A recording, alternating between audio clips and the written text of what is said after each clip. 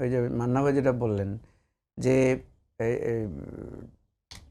ইসলামী শাসনতন্ত্র আন্দোলন বা ইসলামী আন্দোলন বাংলাদেশ, তাদেরই আপনার সিনিয়র নেতা মুফতি ফজল করিমের আপনি যদি ইউটিউবে সার্চ দেন আপনি দেখবেন ওনার অনেকগুলো কথা আছে জামাত সম্পর্কে, শিবির সম্পর্কে। একটা শিবির সম্পর্কে তো উনি একটা বিখ্যাত কথা, মানে খুব এটা শিবিরের লোকেরা খুবই খারাপ মানে প্রতিবাদ করেছেন, যেটা উনি বলেছেন যে এরা হচ্ছে বেয়াদব, বেআমল এবং উশৃঙ্খল। দেখবেন আপনি এটা আছে।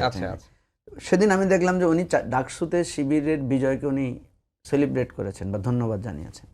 তো কথা হচ্ছে যে রাজনীতিতে সম্ভব, মানে হয় যেটাকে অসম্ভব মনে করছেন, আমি কেন সম্ভব বলি, কেন ইউরোপ কি এখন একসাথে বসবাস করছে না? যদি কখনো এরকম বিপদে পড়েন আবার বিএনপি জামাত জোট হবে, আমি আপনাকে বলে দিলাম। কিন্তু দেশের স্বার্থে যদি আজকে জোটটা হতো তাহলে যেটা হতো আমাদের আজকে অনিশ্চয়তা থাকতো না। আমরা ফেব্রুয়ারিতে নির্বাচনের মানে অনিশ্চয়তার জায়গাটা কেটে যেত।